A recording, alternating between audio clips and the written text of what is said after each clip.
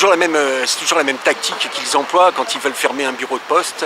Quand on veut tuer son chien, on dit qu'il a la rage. Et là, ils font la même chose au bureau de poste. Et c'est comment ils commencent à réduire les services pour détourner les usagers des bureaux de poste pour les envoyer ailleurs. Ça s'est passé comme ça pour la poste de Robespierre. Ils ont supprimé les services, les lettres recommandées. Ils ont liquidé les colis. Et puis les gens étaient obligés de se déplacer. Et puis après, ils disent, vous voyez, il n'y a plus assez de clients. Donc on est obligé de fermer.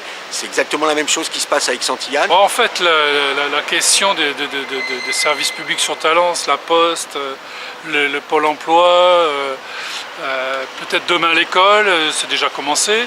Ce n'est que en fait, l'adaptation à Talence, qui est un petit territoire, de ce qui a été décidé au niveau européen depuis 30 ans, c'est-à-dire en gros, les services publics, c'est le lieu, l'endroit où on peut encore faire des gains de productivité.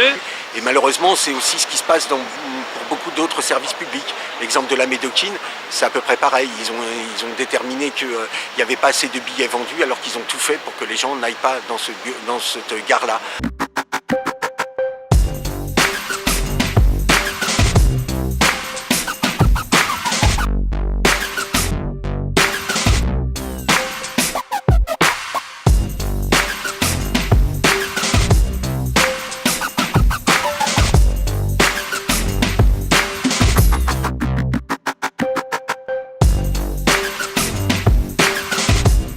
Alors la rentabilité, elle va arriver, c'est-à-dire qu'effectivement il y aura des postes, effectivement il y aura des pôles emploi, effectivement il y aura des commerces ouverts avec dedans un peu de postes, un peu d'écoles, un peu de gares, un peu tout, pour qu'il y ait effectivement le moins 10 ans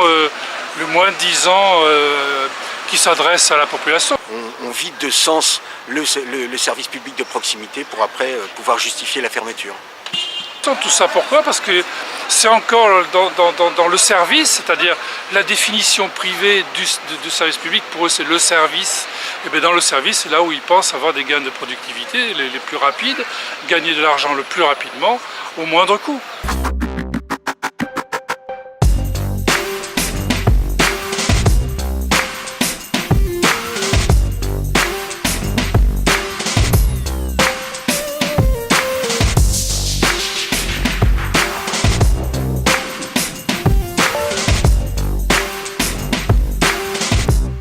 C'est vrai aussi que la question d'aujourd'hui de certains hommes politiques, hommes et femmes politiques, qui découvrent que tout à coup, 30 ans plus tard, ce qui a été décidé s'applique dans leur petite commune, territoire, et que tout à coup, ces gens-là viennent dire « ben non, moi je suis pas d'accord, je suis pas d'accord ». Ils ont été les premiers à dire qu'il fallait voter pour l'Europe telle qu'elle s'est construite. Ils ont été les premiers à dire que quand il y a déficit, c'est le service public qui doit payer. Et aujourd'hui, ces gens-là viennent nous expliquer que chez eux, ils aimeraient que ça soit autrement. Il y a un vrai problème de démocratie, de représentativité. Ouais, alors cette lutte-là, elle n'est pas vaine. Je veux dire, on voit souvent, mais vous ne pouvez rien faire contre la fermeture des services publics.